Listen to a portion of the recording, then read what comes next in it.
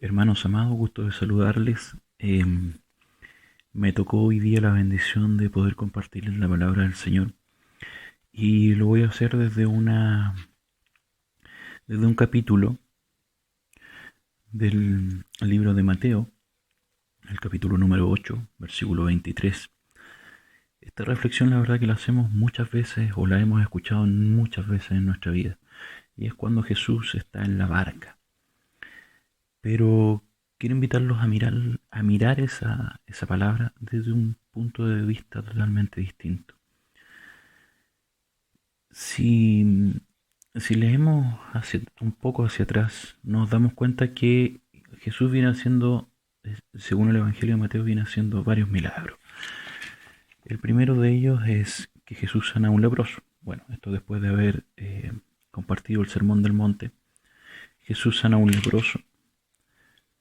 Después Jesús sana al siervo del centurión. Jesús sana a la suegra de Pedro. Y se hace una mención de los que querían seguir a Jesús. Y luego Jesús calma la tempestad.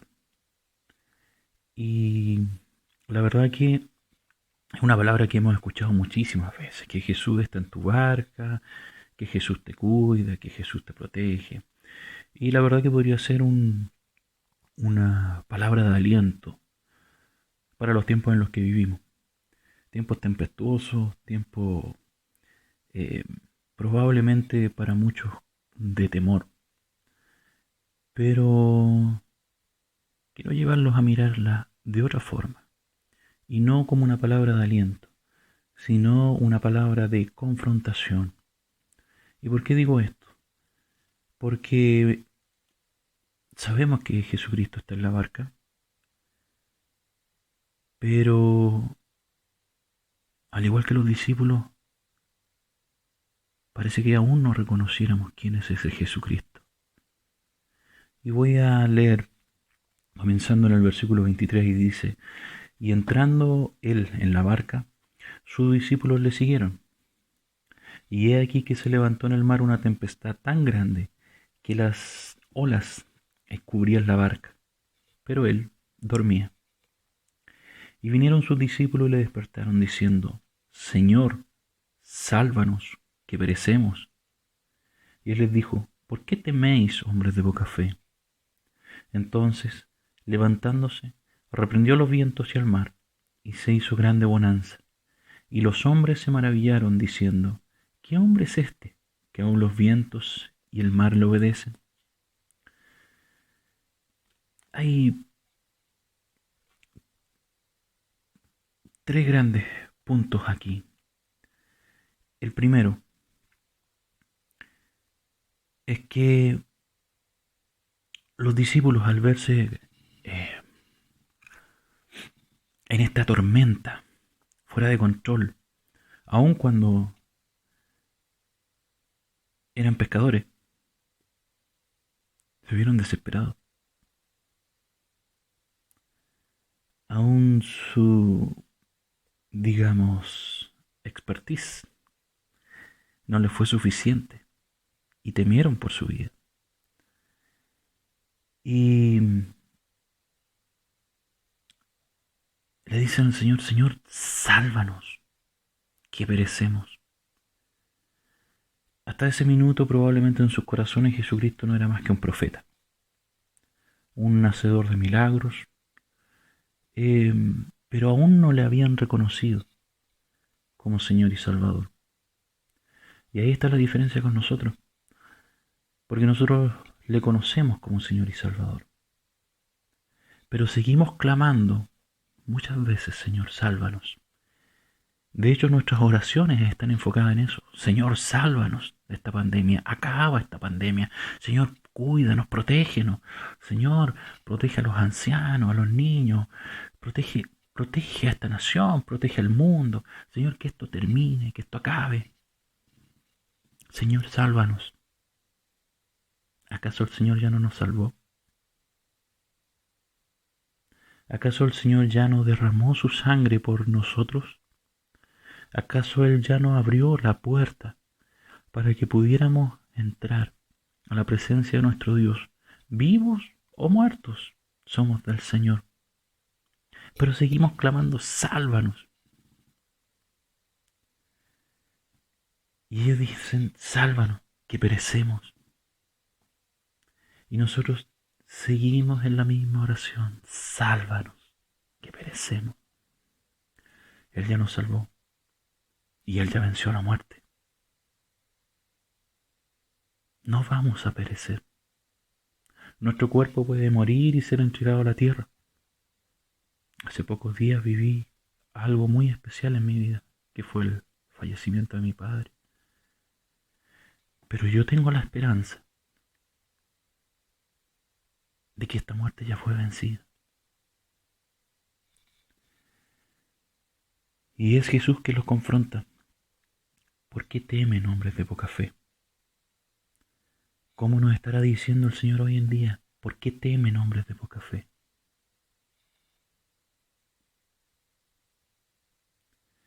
Pero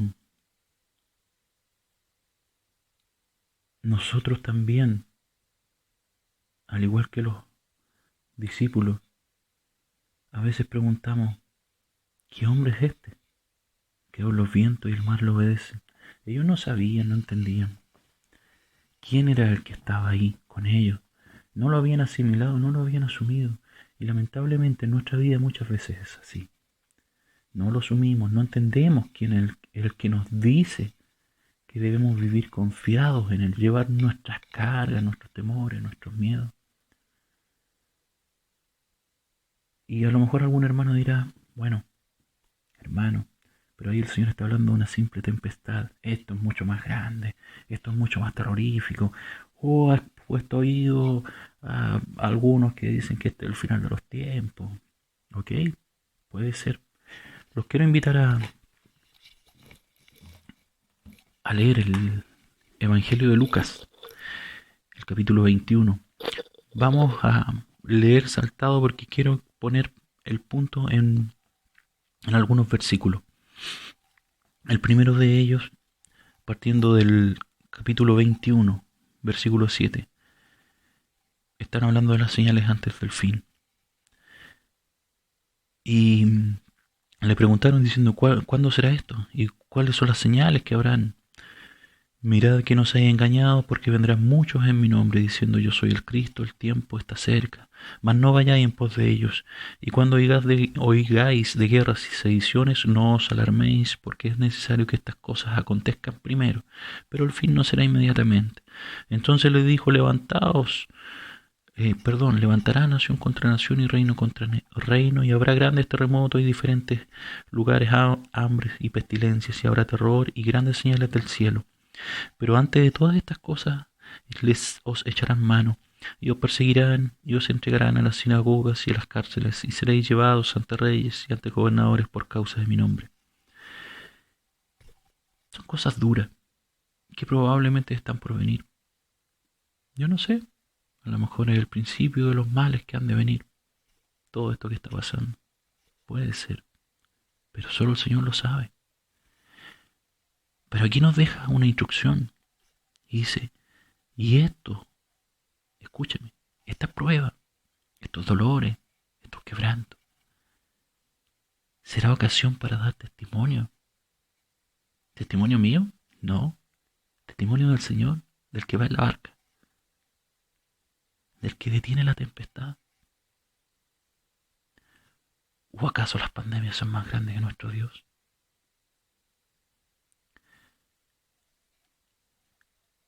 Y sigue dando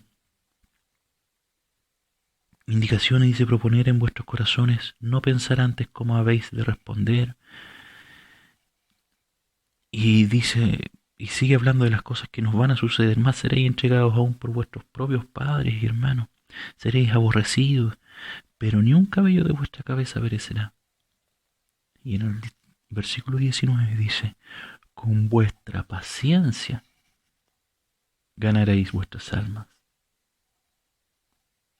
Sigue hablando de todo lo que va a suceder. Y en el versículo 25 ya comienza a hablar de la venida del Hijo del Hombre.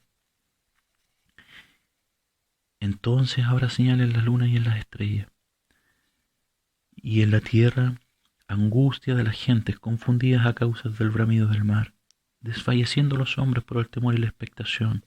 Y sigue en el 27, entonces verán al Hijo del Hombre que vendrá en una nube con poder y gran gloria. Aleluya.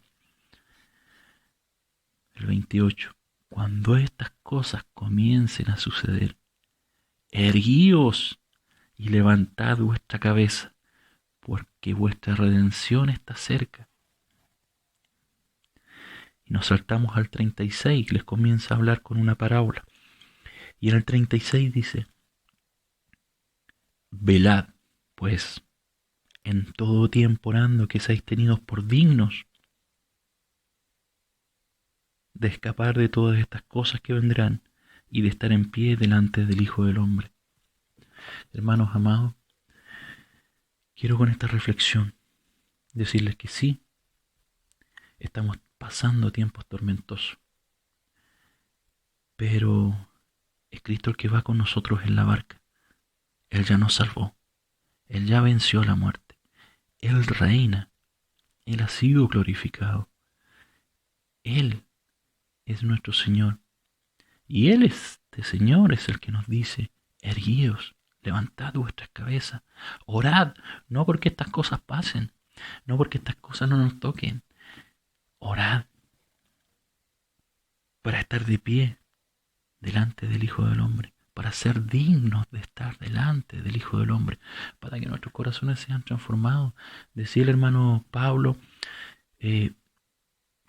hablaba de la rastra de este corazón, de cuando uno lo ara para sacar todo lo que está malo adentro.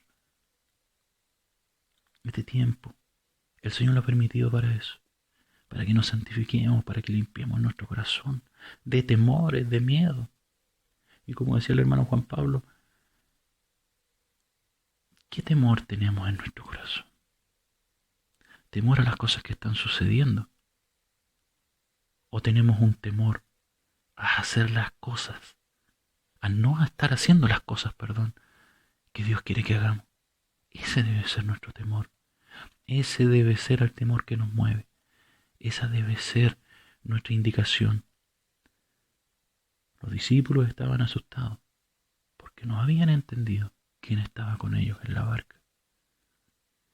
Y es por eso que esta palabra nos confronta el día de hoy a entender que ese que estaba ahí en la barca es el mismo que está en la barca hoy día con nosotros. Pero ese ya nos salvó y ese ya venció la muerte. Queridos hermanos, Dios les bendiga y espero que esta palabra haga reflexionar su mente, su corazón, para que comience a despertar en nosotros un nuevo cristiano. Porque no podemos ser igual que las personas del mundo, que lo único que anhelan es salir a abrazarse, salir a, una vez que termine todo esto, a tomarse un trago con algún amigo. Es que voy a aprovechar la naturaleza, hacer lo que no he hecho. No, debemos salir a dar testimonio de la grandeza de nuestro Dios. Que Dios les bendiga. Amén.